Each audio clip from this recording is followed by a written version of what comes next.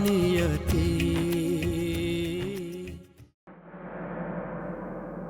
जय श्री कृष्ण। अरे बड़ी, तुमने अभी तक गुलदस्ता अपनी जगह पे नहीं रखा है, और वो देखो पर्दे कितने खराब लग रहे हैं। अरे एक के ऊपर एक चढ़े हुए, ठीक करो उन्हें। बस माँ जी, मैं ठीक करने ही जा रही थी। दादी दादी हम तो तैयार हो गए। अरे वाह, कितने प्यारे लग रहे हो। अब जाके देखो अंबर चाचा तैयार हुए कि नहीं। हाँ गे। बड़ी, तुम अब तक यही खड़ी हो? अरे लड़की वाले आते ही होंगे, तुम जाके तैयार हो जाओ। ये गुलदस्ता मुझे दे दो, मैं रख देती हूँ। और पर्दों के लिए ना मैं मंजली को बोलती हूँ, पर उन्हें तैयार होने से फुर्सत मिले तब कुछ काम करेंगी ना। अच्छा चलो, तुम तो तैयार हो जाओ। यही रखती हूँ मैं। ये भी नहीं आया अब तक। पता नहीं टहलने की क्या इल्लत पाल ली इन्होंने। अरे कोई काम समय से नहीं करते। आ गए आप? अभी लड़की वाले आते होंगे, जाके जल्दी से तैयार हो जाइए। क्या हो गया आपको? कुछ नहीं। तबीयत तो ठीक है? हाँ। तो फिर जाइए, तैयार होइए। यहाँ तो किसी का सुर ही नहीं मिलता है।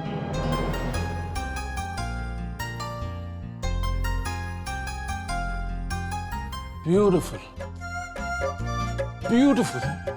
तुम आज इतनी खूबसूरत लग रही हो कि दिल चाहता है तुमसे एक बार फिर से शादी कर लो। तुम्हें लगता है कि माँ जी दोबारा तुम्हारी शादी मेरे साथ होने देंगे? अब क्या बात है, आज तुम्हारा चेहरा बड़ा ग्लो कर रहा है। कहीं पार्लर शार्लर तो नहीं गई थी? हाँ, पार्लर? इस घर की बहू और पार्लर? मजाक मत करो ऋषि। जब घर में हल्दी, बेसन, गुलाब जल मौजूद है तो पार्लर जाकर पैसे का खून करना जरूरी है क्या? माँ की सीख भूल गए? नहीं। अब वैसे सही भी है। ये जो नेचुरल चीजें लगा के जो तुम्हारे चेहरे पे निखार आया है, वो केमिकल वाले मेकअप से थोड़ी ना आएगा।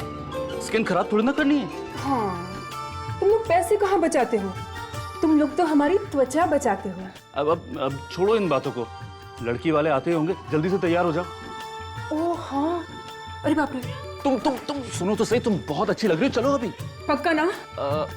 गजब। हाँ, चल। कोई नहीं, जल्दी तैयार हो जाओ, बहुत लेट हो रहा है अपन। जी। अरे पिंकी, सुन ना, तेरे अंबर चाचा तैयार हो गए? हो रहे हैं। आप तैयार हो गए क्या? ऑलमोस्ट। एक बात बोलूं? अंबर भैया का यूं अचानक शादी के लिए हाँ कर देना। उम्र है, शादी तो करेगा ही। हाँ, लेकिन मुझे नहीं लगता कि उन्होंने दिल से हाँ की है। ऐसी बेकार की बातें तुम्हारे दिमाग में आती कहाँ से हैं? मैं तो बस ऐसे ही सोच रही थी कि कहीं वो किसी को पसंद करते हो, लेकिन क्या रोहिणी, एक तो ऐसा कुछ है नहीं, और अगर है भी तो क्या? इस घर में होगा वही जो माँ चाहेंगी। तुमने ये साड़ी कैसे पहन ली? क्यों, अच्छी नहीं लग रही? तुम अच्छी हो तो साड़ी तो अच्छी लगेगी, लेकिन तुम्हें आज इतनी महंगी साड़ी पहनने की क्या सोची? देखो, तुम आज मेहमानों के लिए नाश्ता बनाने के लिए किचन में जाओगी तो जरूर इस पर कुछ ना कुछ गिरेगा। एक काम करो, इसे बदल लो, कुछ हल्की साड़ी पहन लो, ठीक है? तो आपकी साड़ी की दुकान होने का क्या फायदा? समझा करो ना।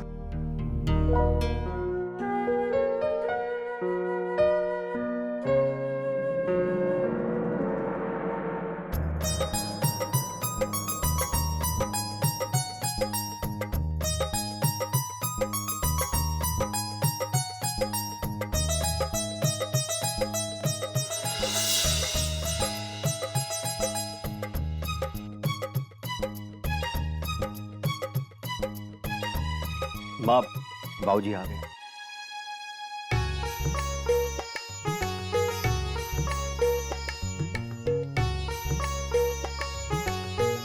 कहाँ रह गए थे आप? वो देखिए, इन लोगों को हमारा अंबर बहुत पसंद है और मुझे भी इनकी बेटी बहुत पसंद है।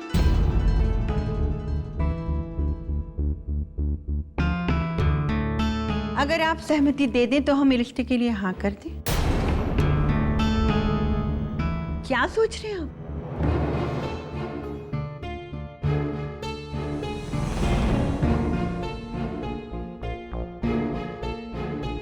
तुम्हारी तरफ से तो हाँ है।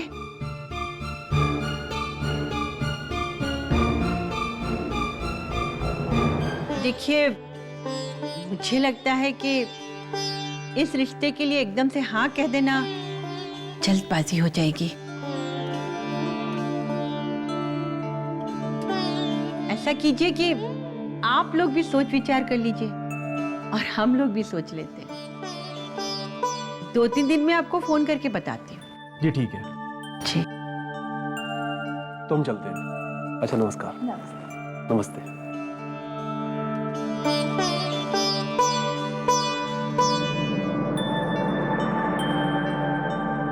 अगर यही सब करना था तो लड़की देखने का नाटक क्यों करवाया मुझसे? अरे पहले ही मना कर दिया होता ना। अगर लड़की पसंद थी तो हाँ बोलते और नहीं पसंद थी तो ना बोलते। दोनों के दोनों मुंह में दही जमाकर बैठ गए हैं। अरे नाक कटवा दी मेरी सबके सामने। अरे अंबर बोलो, तुम्हारे मन में आखिर है क्या? कुछ भी नहीं। मैंने आपसे कह तो दिया है कि आप जैसा कहेंगी मैं वैसा ही करूंगा। हर बार मेरे मन की बात क्यों पूछती हैं?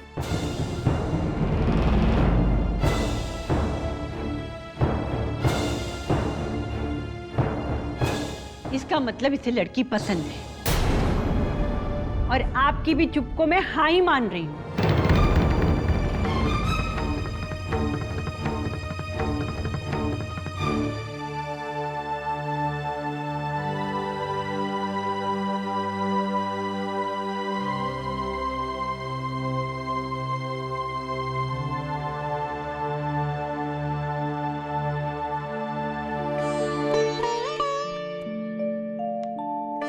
क्या हो गया डैड? डैड, आप ऐसे क्यों बैठे हैं? बहुत बड़ी गलती हो गई। कैसी गलती डैड? मेरे दिमाग ने मुझे बहुत रोका कि ऐसी गलती मत कर, ऐसी गलती मत कर। ये घर इस लड़की के लायक नहीं है। ये यहाँ पर आके घुट के रह जाएगी। लेकिन कौन? नियति।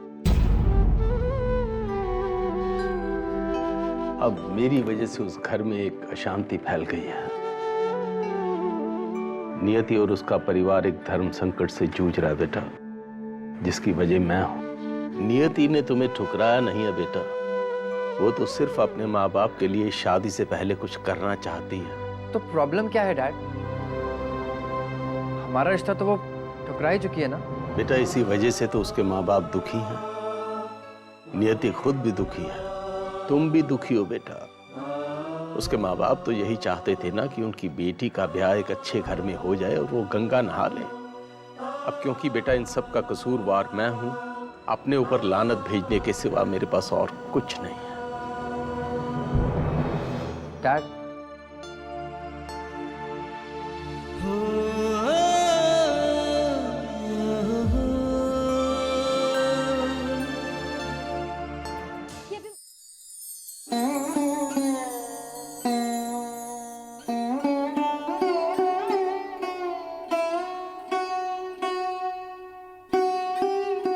मम्मी, व्रत में आप ये तो खा सकती हो ना? पागल हो गई है क्या?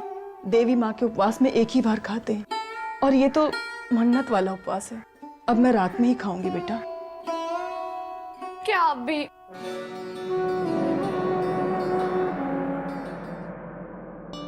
ये शादी तो मुसीबत बन गई है मेरे लिए कम, लेकिन नियति के लिए तो नहीं। नहीं, बहुत गलत हो रहा है उसके साथ।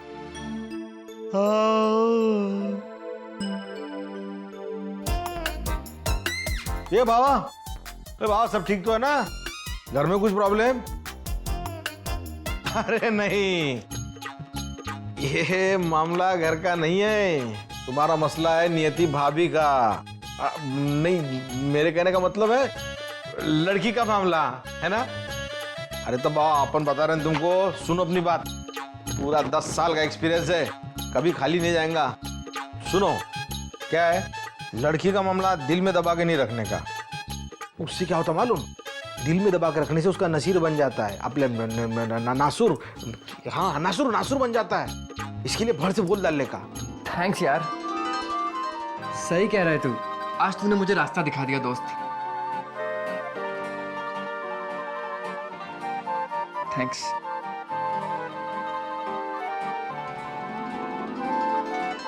ये वाह वाह वंडरफुल। अब तो मैं भी लोगों को रास्ता दिखाने लग गया। ए अन्नी बेटा। जी पापा। ये ले।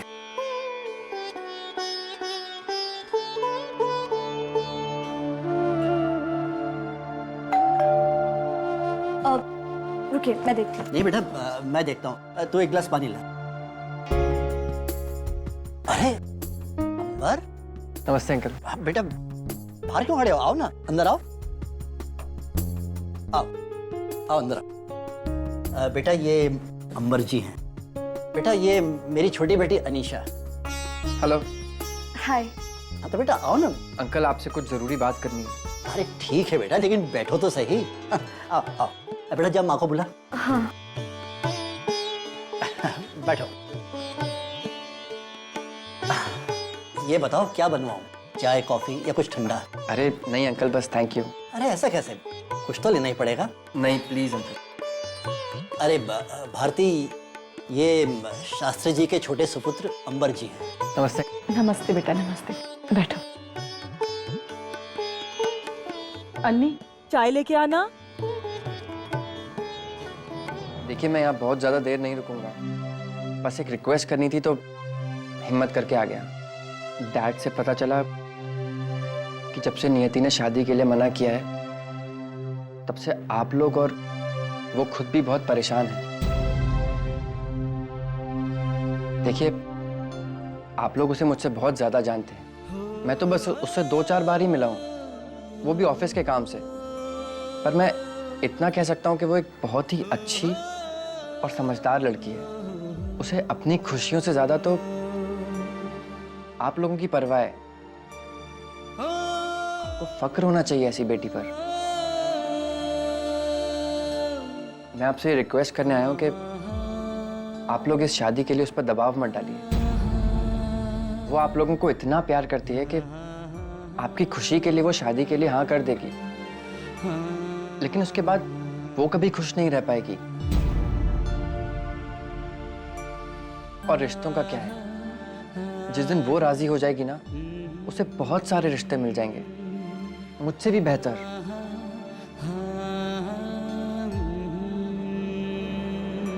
माफ कीजिए, मैंने आप लोगों का बहुत समय ले लिया, मैं चलता हूँ। ठहरो बेटा, मैं तुम्हें बाहर तक छोड़ देता। अरे नहीं नहीं अंकल, मैं चला जाऊंगा।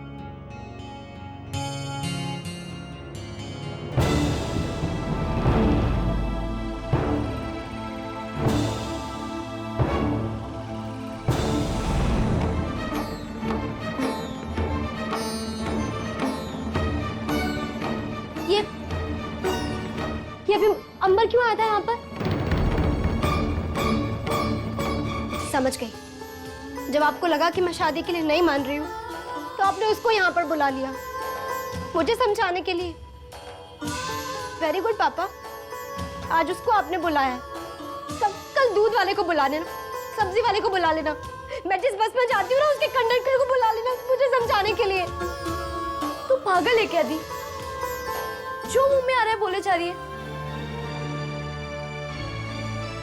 वो बेचारा तो तेरी सिफारिश करने आया था कि तुझ पर शादी के लिए कोई भी जोर न डाला जाए, क्योंकि अगर तू चाहे तो तेरे लिए उससे भी अच्छे रिश्ते मिल सकते हैं। तू है कि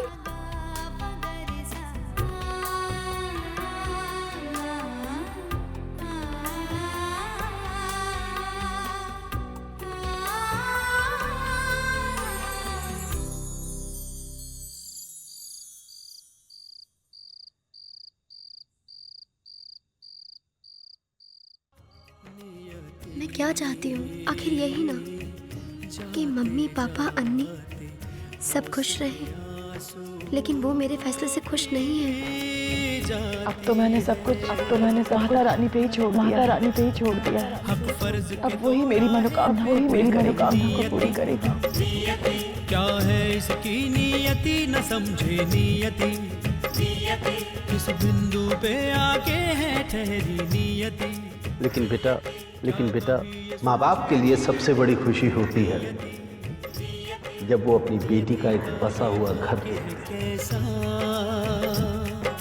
भरा कलश है फिर भी प्यासा, जिन्होंने पाला जिन्होंने जाया, उंगली पकड़ के चलना सिखाया, हंसना सिखाया होठों को, सपने दिखलाए आंखों को, कि उन्हें अपनी इसी बेटी की बदौलत संसार के सबसे बड़े दान कन्यादान का पुण्य कमाने का अवसर मिला। नियति एक उड़ता पल, क्या करूं भगवान? के दीवारों दर तक।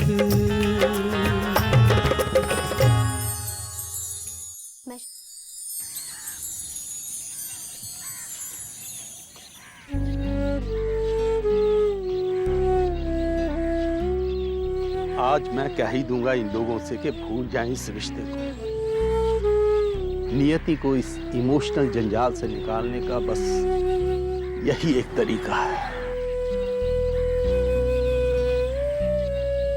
लेकिन ये बात मैं कहूंगा कैसे? कितना बुरा लगेगा उन्हें। और कहीं नियति ने खुद अपने आप को दोषी मान लिया इस बात के लिए तो? अरे भारती, मैं जरा लाफ्टर क्लब होकर आता हूँ। शर्मा जी। अरे क्या बात है शास्त्री जी, तैयार हूँ, आइए। शर्मा जी, मुझे आपसे एक जरूरी बात करनी है। अच्छा, हाँ, आइए बैठिए। चाय बनवाऊं? नहीं बस। जी हुक्म कीजिए। भाभी जी को भी बुला लीजिए तो अच्छा रहेगा शर्मा जी। जैसा आप कहें। भारती। अरे भाई साहब आप। नमस्ते भाभी जी। आइए आराम से भाई। संभल के और बैठो। शास्त्री जी कोई जरूरी बात करने आए हैं मुझसे। कहीं ये शादी का प्रस्ताव वापस ना लेने आए हो? आप कुछ कहने वाले थे? हाँ याद आया। भाभी जी, अब आपकी तबीयत कैसी है? भाई कल तो आपने डरा दिया था, छाले फूटे तो नहीं? नहीं, नियति ने मरहम लगा दिया था। ये आपने बहुत अच्छा किया। वक्त पे छालों के ऊपर मरहम लग जाए ना तो छाले दब जाते हैं। Very good.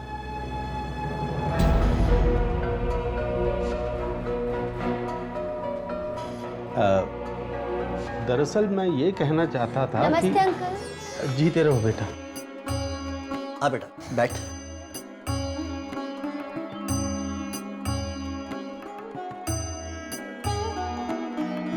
अच्छा हुआ आप सभी मुझे यहाँ मिल गए। मुझे एक जरूरी बात करनी है।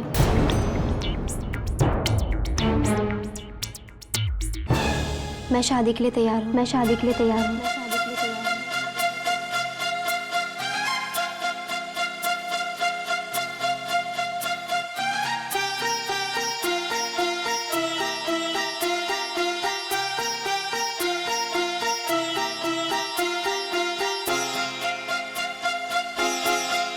मैंने कहा मैं शादी के लिए तैयार हूँ।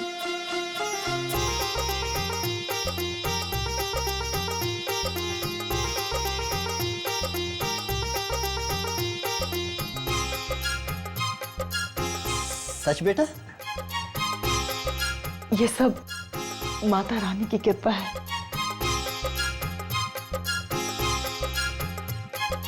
लेकिन इसके लिए मेरी कुछ शर्तें हैं।